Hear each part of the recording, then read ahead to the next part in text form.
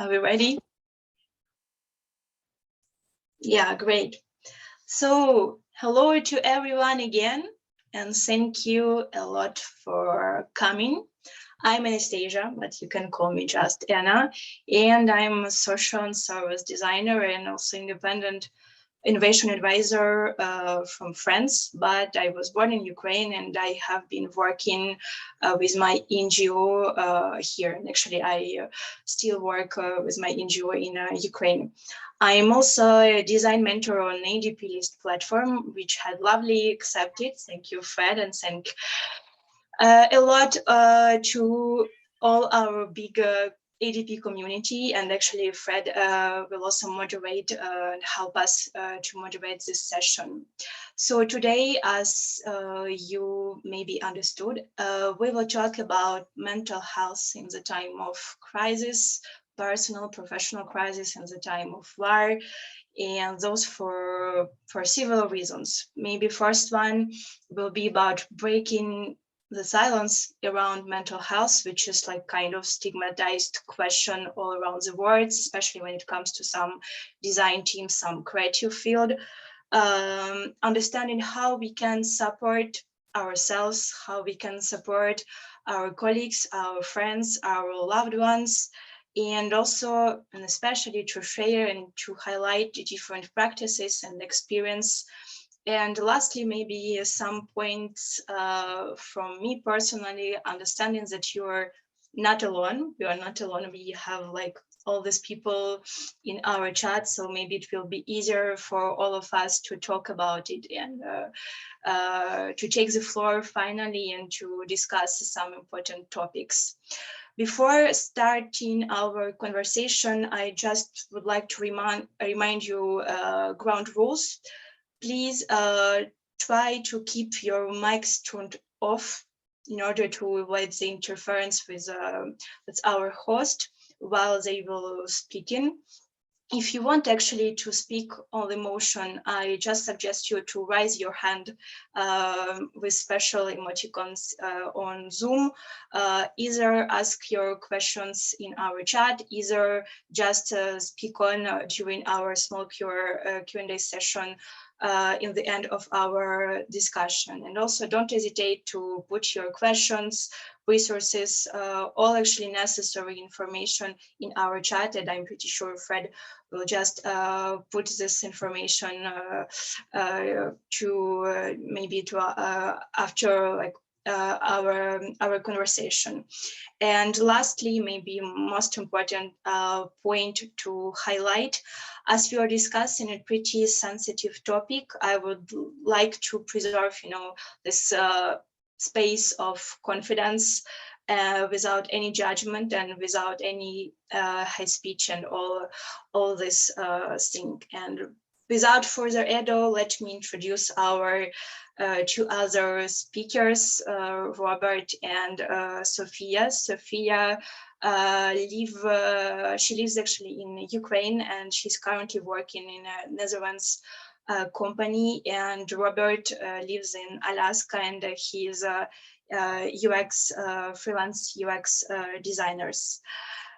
So Robert and Sofiia, could you tell please to our guests why actually we three of us decided to co-organize this session about mental health? Why this topic is important actually for you, why you're here? Yeah, Sofiia, you want to kick it off? Yeah, of course. So, hi guys, my name is Sofiia. I'm from Kyiv, as Anastasia introduced me. Currently, I'm working as my own company. I'm product designer, as far as you can understood. And so, why we are here? I just noticed Anastasia called that she wanted to raise a theme about mental health during wartime in Ukraine and also during hard time for everybody else. And I find that I can tell something about my experience because currently, as I work with foreign colleagues, it's sometimes hard to break the silence and tell more about war. And you actually don't know how to start, how to answer a simple question, how are you? because every day everybody has their normal life and you have not your super normal life. And it's really will be great to share my thoughts and hear your maybe thoughts, hear your questions around it. Maybe it will help you to deal with your own personal mental problems, or you can help with this information to some of friends of yours, something like this. So I'll be really happy to answer all of your questions. Don't hesitate, ask anything. I'm really ready to help here. And also you can hear my story. All right. Hi, everyone. Rob Sterncy here. So first off, we want to just thank you for your time. I know everybody's kind of spread across the world, which is really awesome to see. And so thank you so much for kind of sitting with us. Hi, I'm Rob Sterncy. I'm a freelance UX director. I live in Alaska, and what I'm hoping to contribute is just one, to hear everybody's stories and contribute my perspective. Outside of design, I have an outdoor photography background, and it's helped me through my struggles. In about 2015, I was suicidal and I wanted to hurt myself. And through various work and professional experiences, it took a toll, but I was able to fortunately get treatment and see a lot of different therapists and everything. And, 5-6 years later, we're in a very good place.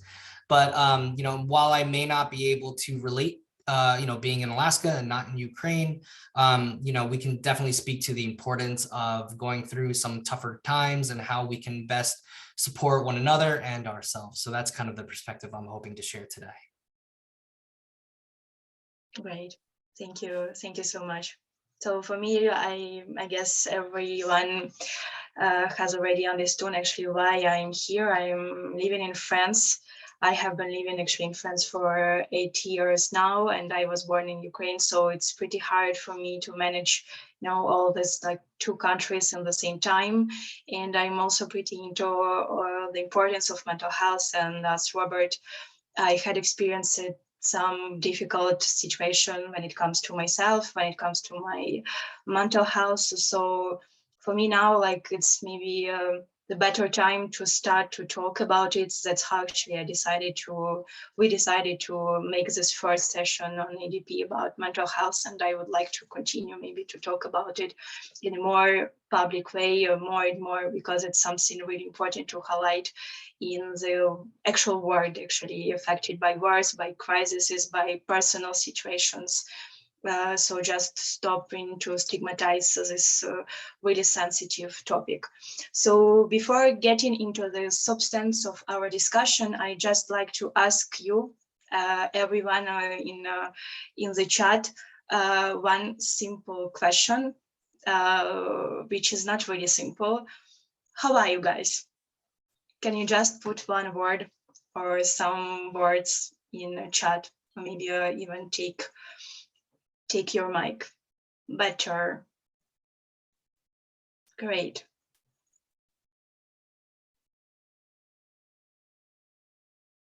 Trying to smile. Me too. Kind of exercise now, I guess.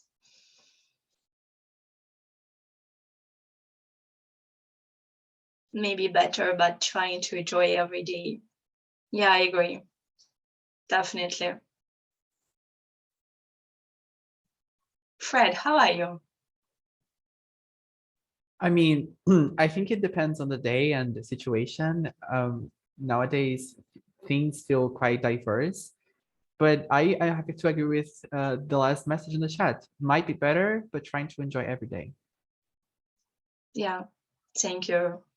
So, for me, it's kind of not really easy question, and I guess for everyone, it's not really easy. So I would like actually to start the discussion by just saying to everyone that it's okay to not to be okay all the time, and to not answer I'm okay or I'm like super well all the time, because actually it's not the case. And I guess we can start this discussion but by saying actually to everyone, to each other, that actually your answer in every situation are acceptable. Actually your answers are completely acceptable and are completely normal, especially in the current situation in the world. So it's really okay to not to be okay.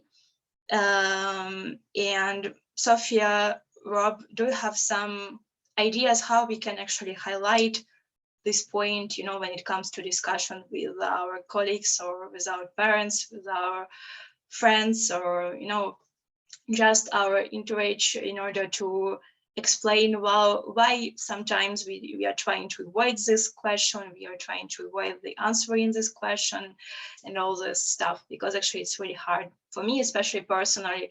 It's really hard to answer all the time, because in France we have, like this question, how are you? And this question doesn't actually ask for any answer. So, it's like ça va, but I'm not ça va. And I'm literally not able to say the trust most of time. So how you can answer when it comes to your colleagues and to your entourage now? Yeah, it really depends on who's asking, I know so I'll give like my perspective and then some other community. So right now in the US, we're dealing with racial mass shootings. One recently happened in a state called Oklahoma. A individual just walked into a store and opened fire. It's pretty known that, we have troubles in that aspect. And the same for my Black colleagues. It's really hard to be like, how are you doing? Obviously they're doing shitty. And so the same type of thing happens when you are faced with the same question yourself and you're not feeling too particularly open. So it really depends on who's asking. If it was my work colleagues, I tend to keep it brief. I just kind of give them a very high level, not doing great. Today's not the really day. And then kind of set expectation with them, being like, I might not be too responsive, or I might kind of step away, right? Just to kind of deal with your own space. If it's my closer family and friends, then it's a deeper conversation. But for me, it's when somebody asks like, how are you doing? It's kind of like, well, I'm doing really shitty. Thanks for asking. It's like, it really depends on who's asking and how much I want to share. But in general, it's just letting people know very upfront how you are. And, if it's work related, kind of setting the expectation if you're going to be around or not, but just letting people know to a degree where you are, and the fact that, it's okay not to put on a fake personality for the day. Especially goes for some of my Black colleagues. They just stay quiet for the day. They're dealing with a lot, very similar to how everybody else is dealing with a lot right now. So it's important to give people the space. If they want to share, they will share, but if not, it's okay. It's just more of giving them the space to cope and to kind of figure things out, with all this turmoil. So how about you, Sophia? So very relevant, actually. Thank you for your experience. And I totally agree with you that it depends how you can answer this question, depends on who asking. For instance, we're talking about my colleagues who are not from Ukraine. I just really don't want to disrupt them with my personal things, with like Ukrainian things actually. And if I'm talking about some general meetings like retrospective or something like this, I'll definitely answer like not bad. It's my default answer for now. It's not good, not bad, yeah. But if you're talking about some one-to-one things, I really can open my soul if I know these colleagues very well, something like this. There's a problem that currently I'm in a new position in the work, and I don't want to take a ill day off or something like this because it's just my third week or something like this, and it's hard sometimes just to grab yourself and open notebook and start working. So, and if you're talking about our friends who in the same position or who went through the similar things, it's much better for you to open yourself for them. However, sometimes what I notice that for me, it's even hard to open for my boyfriend, because like yesterday I got a message that one of my acquaintances died on the work, and I was really shit the whole day, and my boyfriend like just asked me, how are you? And I don't know what to answer because I was very bad and I was in like a weak position. It's for me, it was so hard to open my weak points, that I'm not feeling okay. So sometimes you just cannot say the truth to yourself and not only to another people.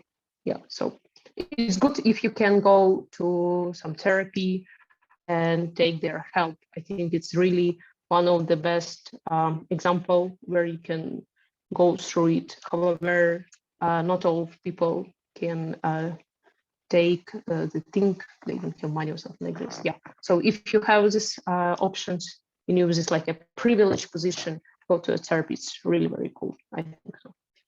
Yeah, totally agree. I have my psychologist, I have my psychotherapist, I have like literally everyone now to support me because actually it's not viable now. It's too hard to manage.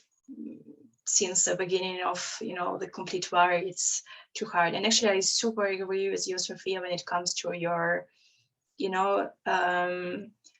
the hardest things to me is to tell the trust to yourself, to verbalize all the stuff. And actually when you're trying to answer to some questions or to this question, how are you, the most hardest thing for me, it's like to just verbalize that you're not okay. And actually for me sometimes it's like it's not acceptable. I'm not able to tell this trust because actually it's too hard to manage some time. And actually I just have seen a super message from Robert. It's also amazing how someone may look okay but really are not. And actually it's something I had experienced before and now. And actually to promote our event on Instagram, I had just put one photo of me when I was crying, like in the beginning of the complete war in Ukraine. And actually, in the most of cases, I will just put some, smiling faces on my Insta feed in order to just show to everyone that, okay, I can manage it. But in reality, it's not really like the complete trust. So maybe be vigilant, sometimes with your colleagues or maybe with even with your friends, because actually behind your smile, maybe they have something pretty difficult to support. So yeah, it's kind of funny. It's the easiest question for somebody to ask you, but for the person answering it, it's the hardest thing to answer. Right? It's so it's kind of in a lot of ways like making it more difficult for the person to try and figure out how to answer that when somebody's just trying to check in. So yeah, it's very kind of the opposite deal. Yeah, exactly, Fred. I have a friend of mine, for instance, she is from Ukraine. Currently, she's working in Dublin, and she went through a hard period of her life. She had depression. She couldn't get through it, and when somebody asked her to work, how are you, for like just deepest moment of her life, she began crying. She just turned off her camera and she just like record me someday a super long audio message explaining that she have no idea how to answer on this simple question and she has no idea how to deal with it. And someday she just answered, I'm super bad, I'm shitty today. And the person who she answered this was like in shock. He didn't know what to say. And after that, she became more like in a worse situation because she hurt someone or something like this. So yeah, sometimes it's a little bit complicated. And the thing is that she, for instance, can't wear this happy mask and nobody have some idea that she's in depression, that she feels super bad or something like this. Or she smiles, she drink beers or something like this. Yeah, absolutely. So when you have your like most difficult days, especially now, because actually I know, Sofiia, you have spent whole night in your hall, and for me it's horrible because actually I have spent my night in my bedroom, so we are not in the same situation. So how you can deal with your stress, because it's more than stress, now, what are your advices for yourself? What are your like everyday routine? Do you have some routine now? It's actually, I read some good article several days before, and the main point from this article, it was actually an article from Ukrainian feminists, And she said that in this super hard period of your life, you should try to take control of your life and not to be in a weakness position. So you cannot let your life just, I don't know, swim or something like this, you know. You need to control something. You need to decide on your own what to eat, not let decide on someone else what you should eat, where to go, how, when to wake up. Just it's really important, and try to make things which you like. It could be super simple, I don't know, stupid things like what it could be, watching anime. So for now, I'm watching anime almost my all free time, and I'm cooking Asian cuisine. It really helps me distract from everything. It's something super different, and it really helps playing, I don't know, table games. And it's called like this, yeah, table games. I don't know, watching TikTok when I'm really bad and I just cannot deal with all of this emotion. I want to dive somewhere, and a lot of friends sometimes they just really said, you know, TikTok is my pills. I just cannot imagine this wartime life without it. Probably it's better to face your emotions, go to therapy, not to watch TikTok, but sometimes you just cannot. Yeah, something like this. Trying to come back to a normal life, just firstly you imitate, like you're smiling, you're walking across the street, listening to some music, just you really push yourself to do so.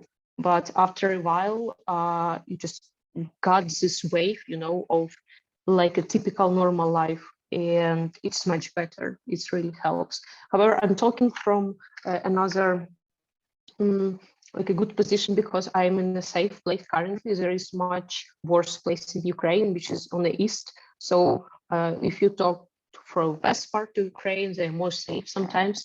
Some central part of Ukraine also could be more safe. So like I'm in a privileged position, because some friends of mine are in the Kharkiv, which are near to Russia, and it's like a help there. And this advice could definitely not help there, because you need to care about your life like every second or something like this.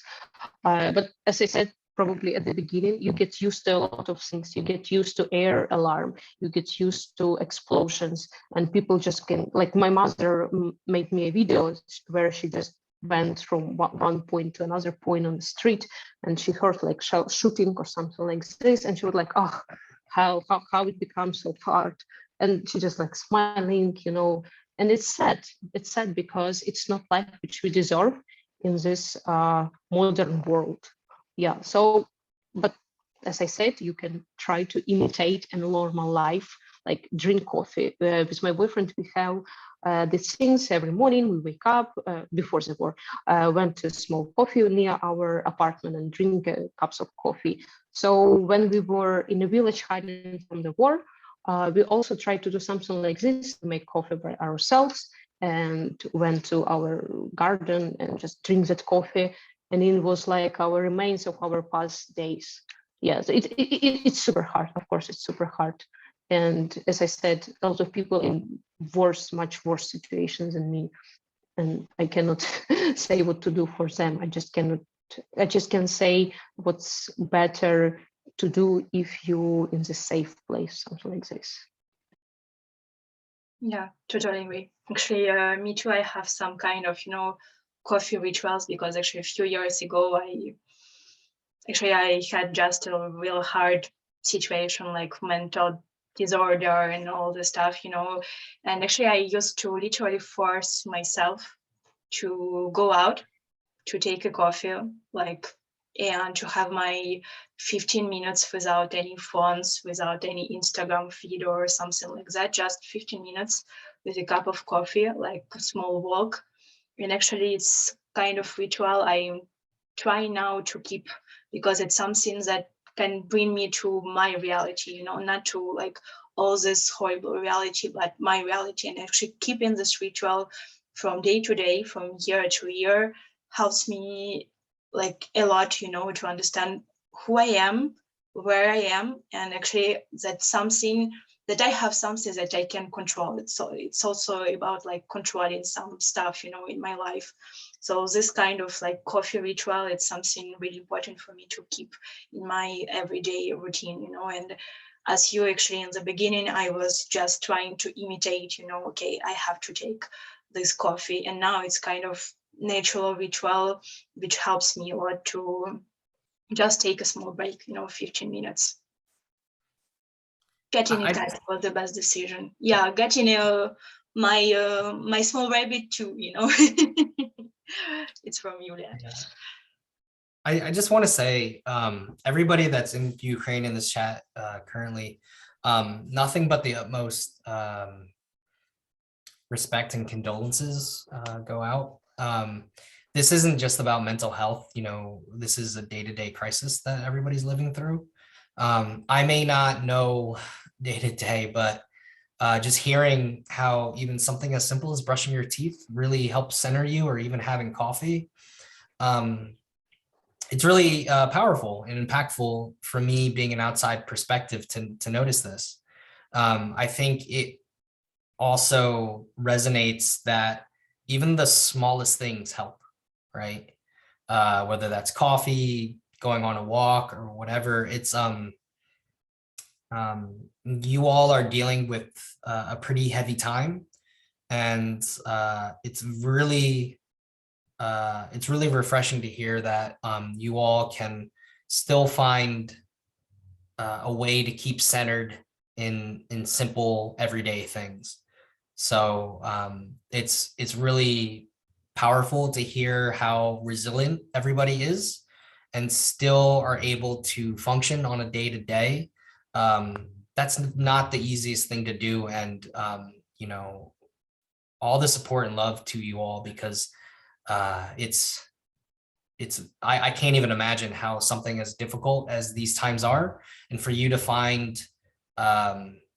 moments in the small things that you do day to day is really encouraging and really, really great to hear. So yeah, I just wanted to add that. Thank you. I see one message from Artem: learn about how to control yourself and separate things that you can change or not.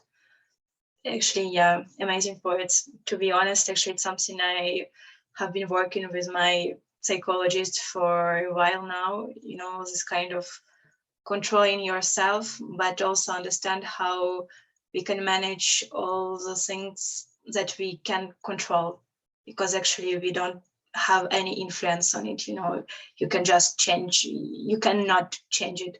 So your only way is to accept it, and to maybe to understand how to live with it, because otherwise it will be not possible to manage your life and to stay in your pretty normal mental state. So yeah, trying to understand that we have some things we can change, maybe in some points. That actually how we met with Sofiia in one chat about Ukrainian memes. Maybe we can talk about it after, and other things we can not manage from other side, so we have just to accept it. Maybe I understand that it's hard, but even, I don't know, trying to do some small reflections about it, maybe it's something that can help to avoid actually, to manage all the things in our mind, to be overwhelmed all the time.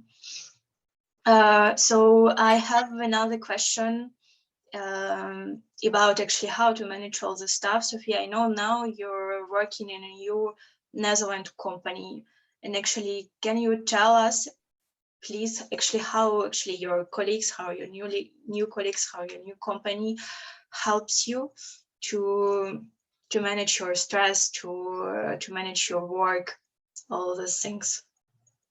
Yeah, so I'm working in a Israeli company working with real estate. And firstly, this company helps refugees from Ukraine to find a flat in Netherlands or in other countries. They have special program. Also, there are some people from Ukraine who are working in this company. However, they are not people from my team, so it's said that I cannot work with them, of course. However, they, for instance, made a day of Ukrainian cuisine, Ukrainian kitchen, And it also was very nice for them, for other people to get known from Ukrainian cuisine, and it's represent our culture, I think, in this European society. And from my colleague's perspective, my product owner, who is Dutch, he supports Ukraine even if he has no Ukrainian friends. He has his flag of Ukraine on his background. So it was very shocked for me. It was very, I don't know, a lot of pleasure for me to see this flag of Ukraine on his background. And it's actually, I was in Europe, like a month ago. I went to friends of mine just to relax a little bit and distract myself, because I don't want to move country because my boyfriend is here, unfortunately. And when I saw like a small Ukrainian flag on people's sweaters, I don't know, something like this, like bracelets, whatever, I was very happy. I was happy that people who are not Ukrainian support Ukraine in any way. And because, for instance, before the war, I saw this whole LGBTQ flag on the people swearing. And I just really cannot get why they are doing this. Like, why is it just wearing some symbolic? And now I understand. And so sorry, it's a shame that I should like understood this in this way, but it's really super supportive. And it's also, for me, it's very nice to know that my colleagues can just listen my story, something like this, because I am a newcomer. A lot of people just ask me like how I live in Ukraine now in Kyiv. Wow, how come? And after that, I just tell my story a little bit for 5 minutes, and they ask questions, I answer them, and this helps me a lot. And also, if they ask what I can read about Ukrainian war for now, because there's a lot of misinformation now, a lot of things which came from Russia to tell the lie about our country, about our culture, whatever. And just asking which resources you can recommend really helps me to understand that people, this person are really interested in help my country in this way, just like this information war or something like this. The thing is, which is a problem for me, that I have two Russian colleagues, and I really was very struggling at it. Didn't know what to do, how to speak with them. It was very hard for me even to say hello to them. And for now, it's my main point, and I'm trying to work with it with HR to understand how I just can believe, I don't know, these people, even if they are living in Netherlands, and I think there is nothing in common with them and with Russian propaganda. However, it's still hard for me to believe and to speak with them. It's something similar like I heard before about radical feminists, that they just cannot speak with men. And I was like, wow, they are not all the same. But now, unfortunately, I can understand this position when you just cannot take any people from Russia, even if they good, even if they your relatives. So it's especially hard when it's your colleagues and you should make design with them. Yeah, so something like this. Yeah, definitely. I had the same situation with my company, because actually I'm working with like a lot of companies, but I have my own like principal company. It's not my client. I'm just like an external expert. And 2 days before the complete fire started, they called me, and actually the first question wasn't about how are you, like it was just how we can support you, not Ukraine, how we can support you. And it was like one of the most powerful things that I have ever heard in my life. And actually since that, I feel just this amazing support from literally everyone from my team. And actually we was organizing a workshop for Ukrainian students in France, for Ukrainian youth, who is now in France. And actually it's super hard to understand this local context when you're a Ukrainian refugee. And during this workshop, they told me just before, like, Anna, it will be really okay if you want to cry, you can cry, and we will cry with you if you need. Actually, you can call us literally, every time you want, and we will just talk about, all necessary things, and just feeling the support, and also maybe feeling that people around you, your colleagues, accept you in this situation without, without considering you as like pity person, you know, without any this hard feelings, without all your strengths and all your, I don't know, like your emotions about war and about this crisis. For me, it's super powerful, you know. I just feel when actually I'm at work, I feel that I'm in a confident space as we are now. And actually for me, I guess it's like most of important points to integrate in your company to create this confident space for your employees, for your colleagues, for literally everyone, because otherwise it will be too hard to stay yourself actually. And to, yeah, for me it's being yourself in every situation, especially when it comes to your professional or personal or maybe political, you know, like crisis all around the world. So yeah, completely agree. Robert, do you have some advices, you know, when you had your like harsh period in your life, how it was for you, how it was for your colleagues? You know, like for me, it seems pretty okay to talk about it now, but I'm like in the beginning, you know, and I guess Sofiia too, like we are in the beginning of this way, learning how to talk about it with other people, because it's too hard, you know, sometimes. So how it was for you? It was hard, especially at the low points. I like for context, like I at my lowest points, I knew exactly how I was going to, you know, thankfully didn't get to that point, but I knew exactly how I was going to kill myself. And like, I, you know, and I went through periods of wanting to hurt myself. For me, the best support that I got was through very close friends who didn't offer any suggestions, didn't offer any advice.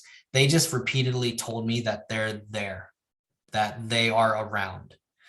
So for me, it's the whole principle of saying less is always more, you know. By knowing that I had people around, even if like they weren't with me in the room, knowing that I had people around and you know, persistently being told that I had support, it helped a lot, because when I got to those times, I knew I could just pick up a phone and call somebody. You know, I knew that when I talked to them, they just listened. They didn't do anything else. They just listened. And it was hard for me to open up about some of those more troubling times, but knowing that I had kind of like that unconditional support, you know, it's like, you know, I'm going to have my same friends that, you know, when I'm really happy, they support me. When I'm really low, they also support me. So knowing that that's what helped me the most. I go through and am dealing with medication and a lot of help still, but just having such a supportive network around me helped probably the most, if that makes sense. So yeah.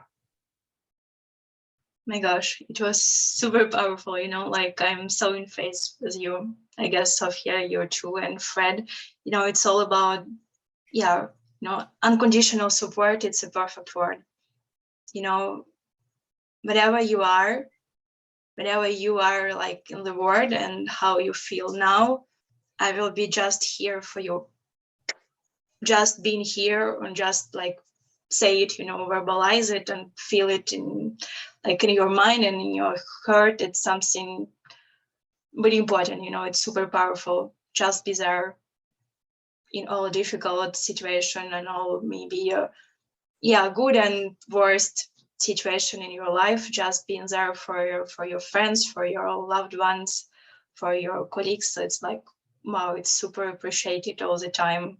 And for me now, it's like super powerful. It's something that helps me a lot to just, you know, manage all this situation while in Ukraine and so on.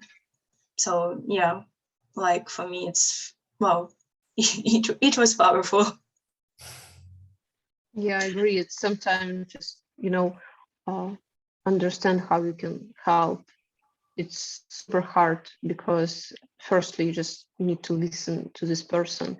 And for instance, when I'm talking back to friends of mine who has depression, it was very hard for myself sometimes just to listen to her, not giving any advice, just as Rob said, be with her, for her at a particular moment on time. And I learned how to do it. I just asked what I can do more, how my, I don't know, words hurt you, because there was a moment when I just gave her advice and she was super stressed because of this like advice, which I thought should be kind and nice, it could help her. So just this skill of listening is super important, especially in our lifetime. And I hope that when we rise as a human beings, we rise our skills to listen to another person, because currently there is a lot of people in this conversation from around the globe, and everybody has their own culture, own perception of, I don't know, world around them. Yeah, and what we really need to learn is how listen to everybody. So yeah. Yeah, it's like one of first things that we are trying to learn when we step into UX design, how to listen and how to understand other people.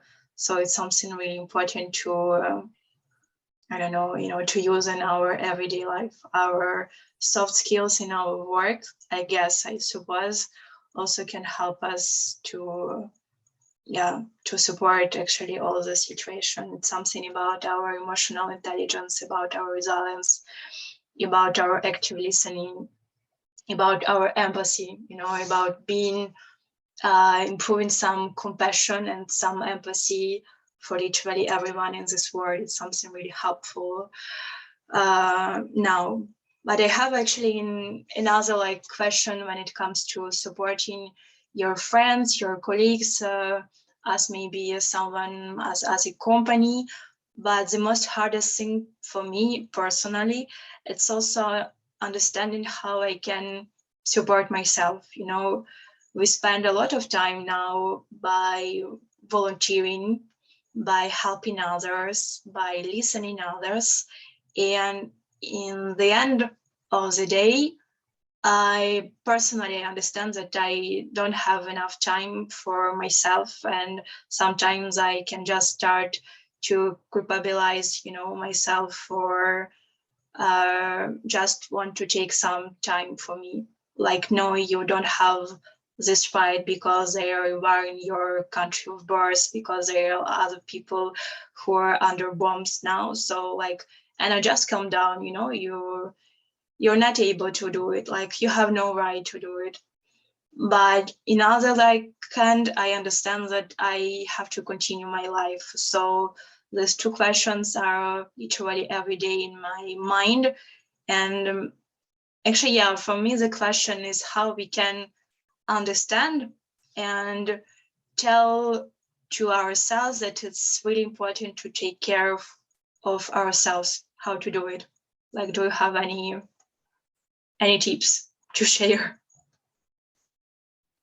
From my perspective, the same is trying to take control of your life. For instance, Rick here shared his advice that he just tried to do some things. He called it, sorry, I just forget this word. So the regular things which is you don't want to do. For me, it's like a cleaning the kitchen, for instance. But it's some kind of taking care of yourself by taking care of place where you are.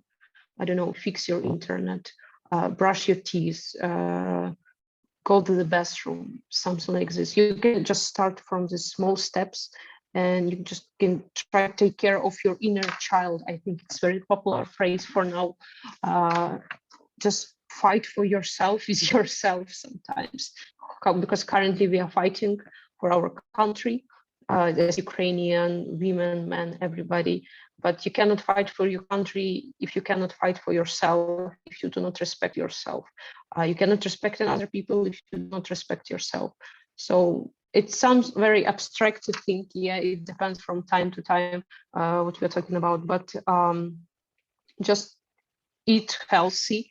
If I say healthy, I do not mean make this fancy recipe from Instagram. I mean that like take 3 times meal per day and think about what you're eating. I don't know, take care about your skin, for instance. Take care about fresh air in your apartment. The small, tiny things could help. It's my perspective. Yeah, oftentimes you don't really want it. Yeah, it's true. Of course, we just have, I think, a lot of the stressful hormones in our blood, and it's really hard to go through your physical state, you know, when these hormones take control of yourself, and you really need, in this moment, you need care from another person, maybe, of course, from medicine perspective also, and you cannot just, you have no power to do something with yourself. However, if you have this power, it's really worth to start from a really small points. I definitely, oh, sorry, go ahead. No, actually, I would like just to introduce, you know, you, because actually it's something I had experienced as you know, like a few years ago, I had this complicated past, and actually I had also, you know, some times when I tried to literally, you know, finish with myself. And from times to times, it was really hard to force, you know, myself to say like, Anna, you have to eat, Anna, you have to drink, Anna, you have to walk, Anna, you have to do it, like literally something to survive. But, you know, when it comes to like survive, for me, like it wasn't like, I don't know, like any sense, you know, why I have to do it now. And actually it's the same question maybe now from time to time, why I have to do it now, why I have to eat, you know. So I don't know how it was for you like in this moment, but for me it wasn't really like possible, you know, to start by doing just something, by eating, by drinking, by literally washing my hair. For me it wasn't like, it didn't make any sense literally every day, like why I have to do it. Yeah, unfortunately, washing hair for me isn't really helpful. I don't have much to begin with, so just trying to lighten the mood a little bit. I agree with everything that y'all are saying. When during the height of COVID, when everybody was kind of sheltered within their homes, it was hard for me to take care of myself, you know. So I just started like showering every morning, you know, like even though I was staying inside, getting ready for my day by showering and brushing my teeth and doing all these small things that everybody's mentioning. That helped me a lot, because it's really easy for me when I'm at my low points to kind of let myself go, if you will, you know, stay in bed, don't get off the couch. But you know, if you shower, get ready for your day, brush your teeth, it kind of, it just helps you, put you in a different mindset. And it's like just doing something kind of kicks you off outside of this, like, you know, stagnant state where you're just kind of staying put, right? So I totally agree with what everybody was saying. You know, brushing your teeth, making coffee, doing those like everyday things that you might take for granted can go a long way. And it seems like that's what's been helping a lot of people too. So that's really good to see. Here, Yulia mentioned anxiety. So I was struggling from anxiety and this like panic, something like this before the war, because I had a not very good child, actually. I was my mother was actually abusive parents, and I get used to that there is dangers from everywhere, and where there was no dangers because like my mother was far away from me, but I was waiting for this dangerous situation. I always was very nervous, like they shaking or something like this. And but when the war started, the actual danger come, and I just my anxiety gazed away, something like this. And it's just funny from some perspective. Yeah, but when I was struggling with this anxiety, with this like long panic attack, I would just laying on a couch for like several hours. I just cannot stand up. Went to a restroom. It was like terrible things, and I was really lucky girl that I had somebody near me, like a friend of mine or my boyfriend, who just woke me up. But not all people just could have such person near them, and I'm just really sorry when they went through this alone, because it's impossible. It's really very hard. You really need to push yourself just to stand up. So it's super hard. Yeah, totally understand it. You know, I had the same stuff with like panic attacks and all this anxiety stuff, like, and it was too hard. You know, I was on my couch too, or like under my couch, you know, sometimes, like, and you will not do it. Like you're not able to do it. You're not able to work. And actually, it's already no one, maybe besides my mother, wasn't actually, you know, they didn't know about my anxiety, about my mental state, and I was just working as a normal person. I was just smiling all the time and trying to dealing with all this new mental state all the time. So yeah, it's something, you know, you have to have some people around you that can just accept you and help you to stand out, you know, from this couch or maybe from this floor from time to time. So yeah, having this like small routine, your coffee like or your hair, like here in your in a chat, you know, Yulia just has told like feel like a celebrity when you wash and blow dry your hair, you know. So true. Like kind of my small ritual. Something I will never understand what that's like. So I'll just have to take your word for it. I'm so sorry. But it's an amazing feeling, you know, like how just like your small ritual, like, oh my gosh, such a beautiful girl. Like it doesn't make any sense, you know, sometimes, but when you start your day by doing your hair, you're like, okay, I can do it. You know, I can fight. I can continue my life because actually I can do something with my hair. But I don't know if it's like for everyone. So if it's the same for you, but for me, it's like super important, you know, in order to be ready to work. The funny thing is that Ukrainian women, for instance, are very about getting their nails done. And in Ukraine, it's super cheap and super on a high quality when you just have your nails done. And for instance, I have my nails done and I think they are amazing. It also helped me to feel better when I have this colorful stuff. And as far as I know, when women came to Europe as a refugee because of the war, one of the like first thing which they did, they were looking for a nail salon to just check their nails, and a lot of guys from I don't know abroad was super surprised why they're doing this, but because it's their safe zone, that the things with which they just feel much better and they feel like things are normal. And also I read some Twitter thread where a girl just asked, is it okay to think that we are working in this volunteer center, and a lot of just people asking about cigarettes in Europe. I mean, a refugee from Ukraine in Europe asking about cigarettes. What do you guys think? Is it okay? Like, but yes, it's okay because people just went from Ukraine. They lost everything, a lot of them. And having this small stuff like have their nails done or smoking cigarettes, it just reminds about their past normal life.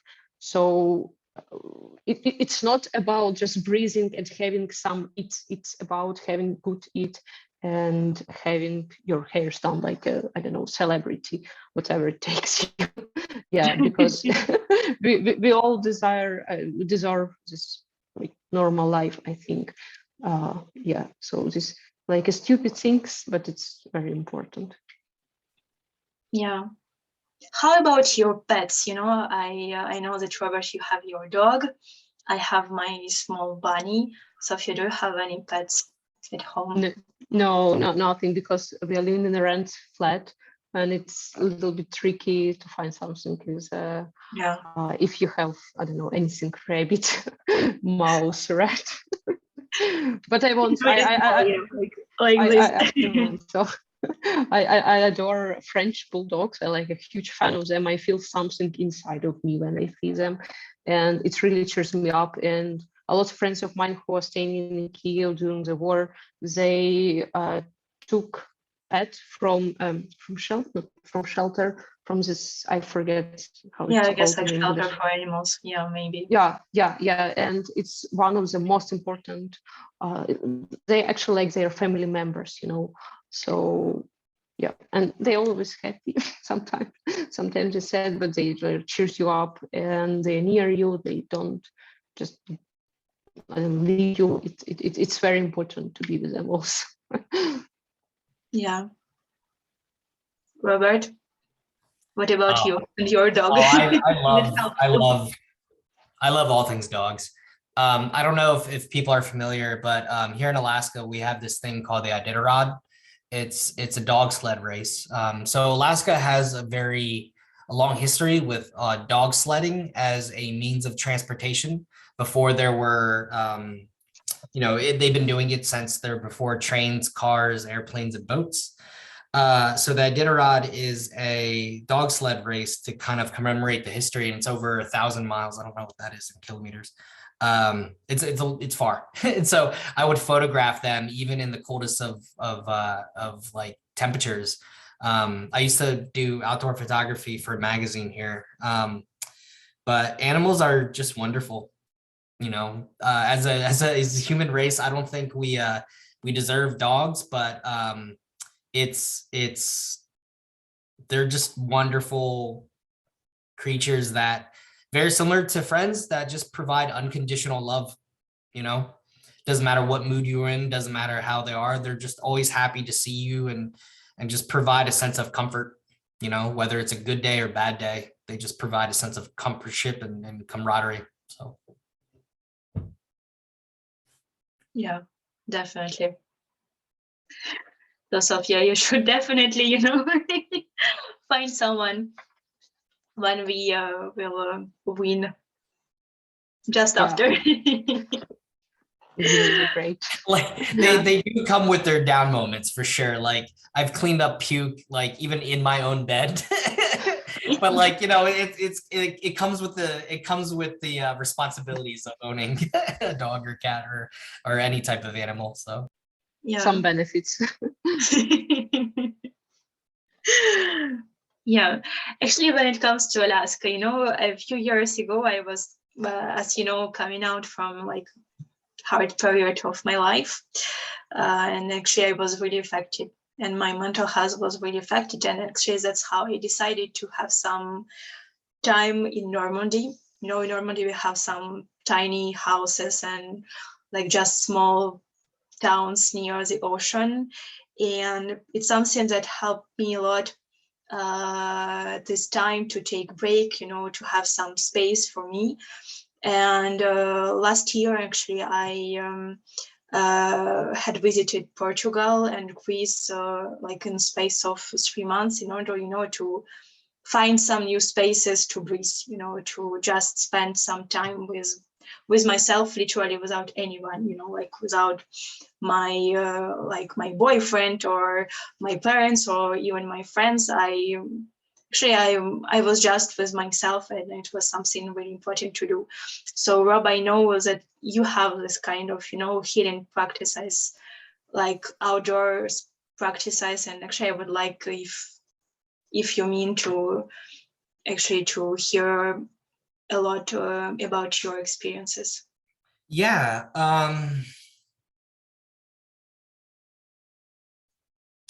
So when I was going through some of my more rough periods, I was my career was the center of my life. One thing that I like, one thing that we're really lucky to do is find enjoyment and creativity in our jobs.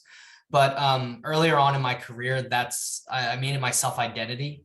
And at the time, like my job was putting so much stress on myself, and then I ran into some personal issues that I started to turn more into photography. And so photography was just another outlet in which I could channel some of my more negative feelings into, just something as a distraction. And then I've always loved the outdoors, but I first came to Alaska about 5 years ago and was just blown away, by, there are some, like where I'm at, it's pretty populated in terms of people. There's a lot of people around, but there's some parts of Alaska that I've been to where there's nobody, like I've been to remote mountaintops, camp there, seen bears, moose, like in my front yard. Some parts are like the movies. There's other parts that it's like any other city. Like we have a McDonald's down the street. So it's not like it's completely remote, but regardless of the setting, very similar to how you might find enjoyment within your garden or your courtyard or outside, the outdoors is something that's very accessible to people. All you have to do is just go out for a walk, right? And photography was a way for me to capture that. And then I started to, get more access to more outdoors and to visit more mountains here in Alaska and everything. So that's what really helped me through some of my tougher moments. But it doesn't have to be like scaling a mountain or anything. It can be as simple as taking your phone outside on a nice day. You sit in your garden or you find that quiet place under a tree in a field. Those are like the more serene and calming moments, and it's free. You don't have to, outside your phone. It's accessible to everybody, and that's what I love about the outdoors. It has no judgment. It has no prejudice. It's there for whoever wants to find enjoyment from it. So it's helped me, and I've been able to share that through some of the photography. So Wow, amazing. Could you put your website? Yeah, that's what I'm doing now. Thank you. So Sofiia, how is going for you?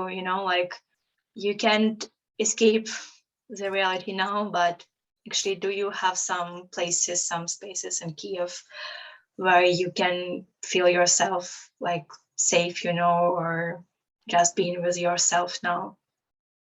I'm actually not a person who prefer to be alone. For me, it's much better to be with someone, I don't know, just taking a beer or something like this. But a year ago, I discovered myself at scuba diving, and I understood that like being under the water is the only place on the earth where I can be with myself without any struggling or something like this. Yeah, and I start after the scuba diving. I took a certificate, so I'm certified scuba diver, and I decided to try a free diving. It's actually like diving on a one breath. Because it's much cheaper than scuba diving. You don't need all of these things behind you. And I had a dream to have a dive with whales. So it's actually a pretty much normal thing as far as I understood. It's easy to do. Just need to go to Mexico or something like this.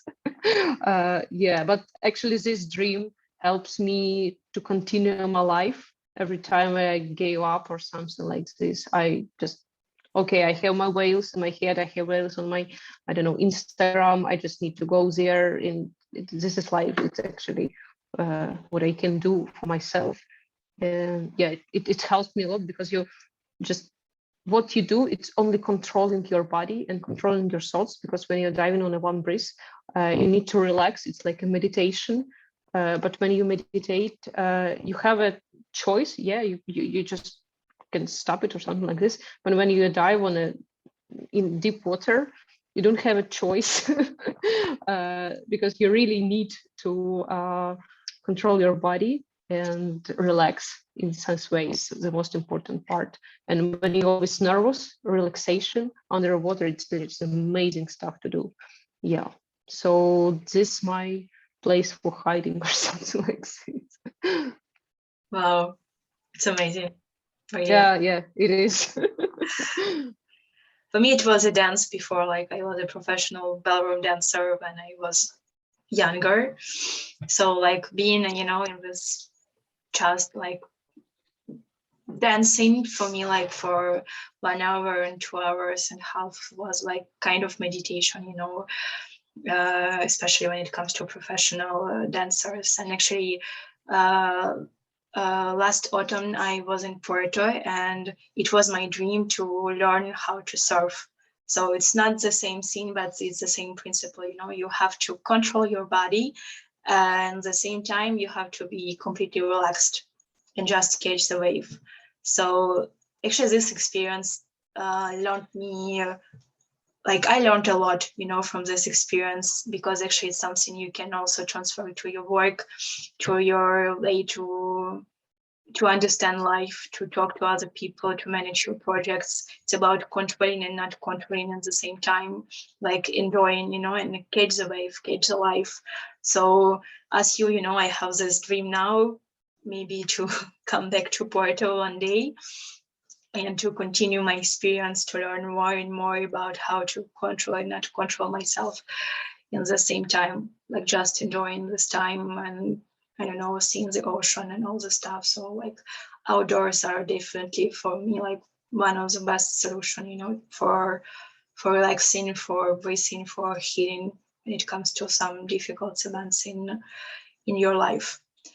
So maybe someone in our chat and from our participants just would like to, I don't know, to share the experience. So you can just open your mic if you want, or write something in the chat.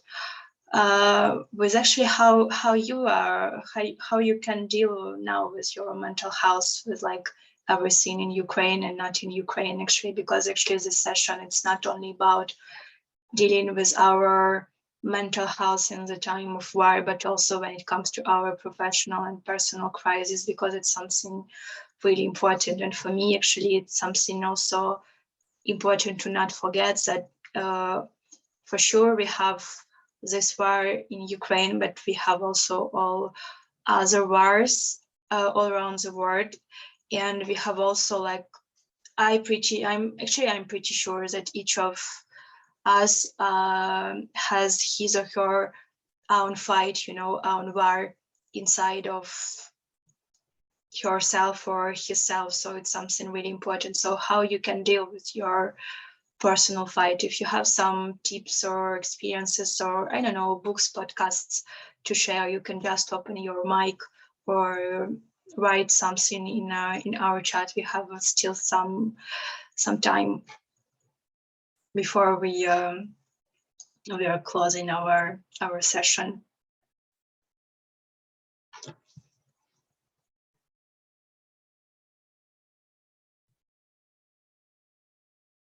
I do share with closest friends. Yeah.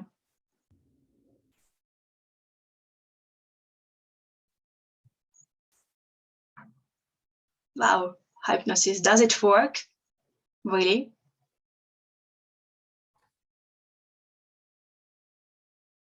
I'm too afraid to be hypnotized.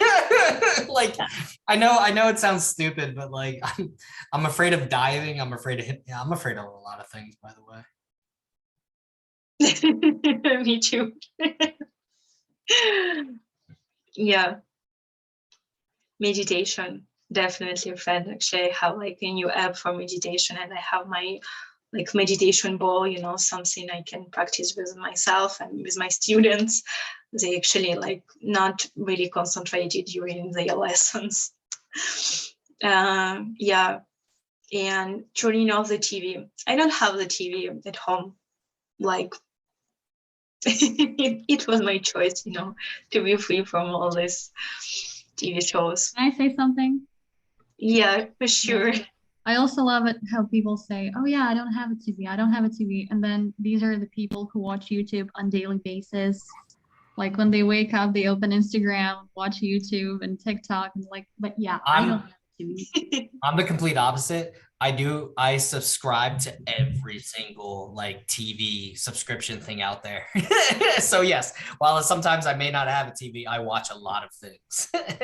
Yeah, sometimes it really does help, like when you're feeling down. And then The Witcher, like for me, The Witcher, Love, Death, and Robots, these are some of the greatest shows, and they help me to, I don't know, get away from the daily stuff, the daily routine, and just to shift my focus onto something, you know, not as stressful or not as difficult.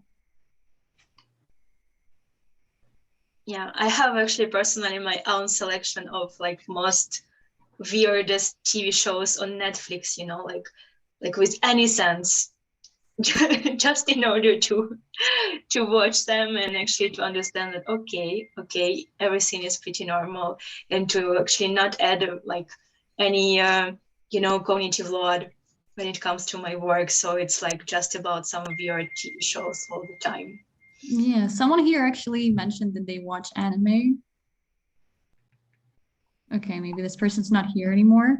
Yeah, someone said they watch anime, and actually this would help me. Yeah, it was me. Sorry. Oh yeah. Yeah, thanks, Sophia. So yeah, this helped me too. My boyfriend watches anime, and I was like, I'm not sure about it. I think it's like for children or something, but I'm sorry, I don't want to offend anyone. But then when I was feeling really down, and my meds were not working, and we decided to watch some anime. It was like Attack on Titan, I think. Whoa, it's the best one. Sorry. I guess, yeah. That reaction We're was so excited great. about it. Yeah, We and watched it really with all the helped. friends. Yeah, I remember I was sitting here, like I just cried. I just finished crying, and we were watching Attack on Titan. And for the first 3 weeks that my meds were not working, this was the only thing holding me, like keeping me alive. Yeah. What I really likes with anime, I'm sorry, is this thing that in Japanese cultures is they have this like ability to fight. They fight, they adore fighting, and it's very important for their culture. Yeah, because in Western culture, it's more about accepting your enemy. I don't know, try to understand him, and etc. So when this war started in Ukraine, I was watching a lot of anime just because of this, because they fight with everybody and they do not ask questions like, okay, am I good if I fight with my enemy? No, they just fight. Yeah, and it's the best part of it. Sorry, Robert. Oh, no, I'm just very similar to like anime or TV shows. You can never underestimate a good movie or book. Harry Potter, like whatever it is, the ability to just transport your focus into a different type of world, a different type of setting, like even that is super healthy, you know, whether like you find it engaging or not. Just a really good book or a really good movie can go such a long way. Yeah, so true. So if you have some other people who want to share the experiences. Yeah. That's me. You say hey to me. Hi. Bonsoir. Salut Anna. No, I just wanted to share a bit about the hypnosis because I saw the reactions, and it was related to what you said at the beginning of the session, which was about having problem to tell the people that you feel bad, and yeah, it's just tell them how you feel. The reason I made hypnosis, just to explain myself, last year I jumped into a really dark burnout, who turned into a long depression, and I'm still in. And this is why I'm here. For years I didn't feel depressed or nothing, but I had many problems at the same time. In 1 week I lost everything in my life. So everything exploded, something that was here before, I think. And my main problem at that moment was not to be able to express my feelings. I had so much love in me, and I couldn't tell people I love you. I couldn't tell I feel sad. I was into, business, and life was about success for me and success only. And yeah, it was success driven all my life. And so I went to my hypnotherapist, and I did a lot with him before, but it was more about quitting smoke or something like that, or yeah, just calm down the energy, or yeah, just few things. And I came to her after the burnout and told him, people say me that I cannot express my feelings in the good way.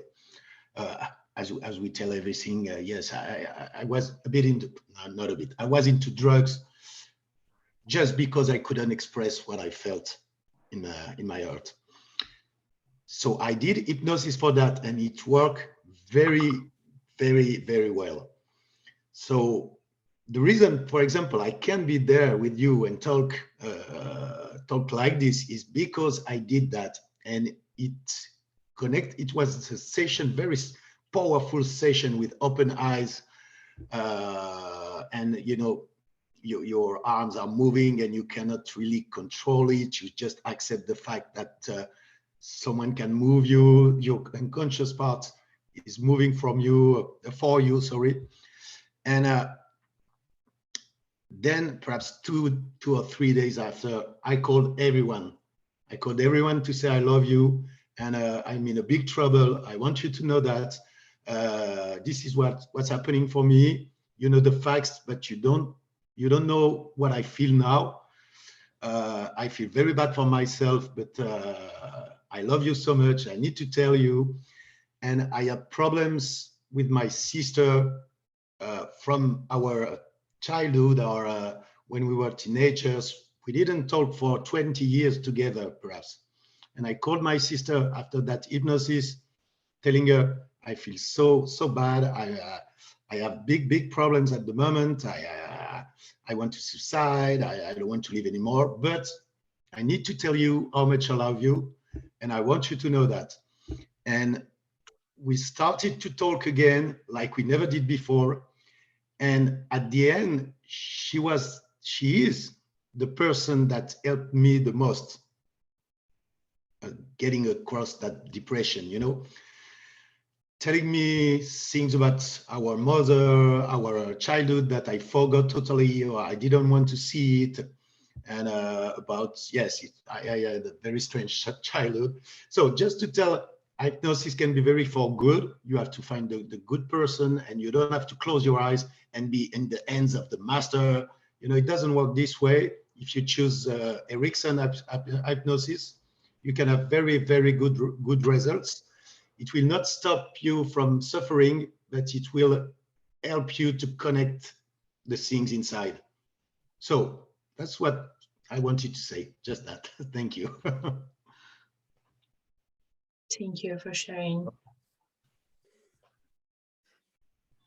Sounds actually very interesting. Is there anything like, I don't know, different school of yes, hypnosis, or? Yes, you have to follow there is one method, which is Erickson, and it's very about, I don't want it the right way. It's more about not getting, in a, I don't know. It's real. You are in the room. You are connected with the hypnotherapist. We say in French, and yes, you are here. There is no, magic and nothing like that. Just talking to the unconscious part of your mind. That's it. And asking it. Do you want to? Asking him. Do you want to? Are you ready to do that for Nico, for example? And it will respond. If we are three in the room at the end, me, the hypnotherapist and therapist and your unconscious part. And we all agree on something we want to do together. That's it. That's very easy at the end. And if you find the good guy, the good girl, it can work very, very fine. Wow, very interesting. I haven't heard about applying hypnosis in real life. Thank you very much. Just a movie, you know. It's not nothing that you can see in the movie or in the shows, you know. Like, it's not Las Vegas at all. Yeah, I'll definitely read in Wikipedia about it. It's about Justus Erickson. Yeah, thank you. Yeah, check that, definitely. That's it. Don't be scared about it. It can help. Thank you. So do we have some other people who want to share something before we close our session? Something positive. Thank you, Anna, for doing this. My pleasure. Yeah. Maybe I can. Yeah. Hi there. I don't know. You see me right? You see me right now? Yes. Yes. Okay, perfect. I wanted to ask. I wanted to speak about the feeling as you feel when you are in stress situation and you can change it, but you're trying to feel you better. And the best way, as I found for me and for my family, we are not in the Ukraine. We are not in the position where the war's actually going. Yeah, we're something like 1,000 kilometers near, and the thing that we found, we are with my father who have the automotive business. We tried to help our army, and as a volunteers, we just taken some cars, some foods, some medicaments. That's all things as we can. We just tried to help and tried to change the small part, and that's the reason why I feel better. Why I feel not lonely and not so much stress in this situation. That oh fine, I can't change anything. No, I changed the small part, and I'm keep a little bit calmer. I can sleep in my bed. Yes, I know that most of people have no homes maybe. Or they have the very, very worstly situations right now. But the only feeling that I was helped today, it really helps me to feeling me better. So it's just something like that I wanted to say. Thank you. Thank you so much. Actually, that's how we met with Sofiia. I have a joke like for everyone. Maybe Sofiia, you can tell the story. But actually, we met each other in the beginning of the war, you know, on a special Slack called Design Against Evil. And actually, it's like Slack space founded by one amazing guy from Ukraine who has actually been changing a lot of things in Kyiv, the capital of Ukraine, and other cities. And actually, he decided to found this like Slack group or like just group of design people who can build rapidly some design strategies in order to imagine some new strategies during this war, you know. And one of our like solutions was just to create an Instagram. In the beginning, it was an Instagram page for Russians. And actually we was just posting some jokes, you know, some memes about it. And rapidly we understood that it wasn't, actually it didn't work for Russian people. And that's actually how we decided to, you know, like to pivot a bit our solution. And now we have our like Instagram page dedicated to Ukrainian people. And every day Sofiia literally posts some new memes on this Instagram page. And actually one of our maybe solutions is to bring some love, to Ukrainian people and to laugh with each other. We have our our common chat with 5 maybe or 4 people, I don't remember exactly.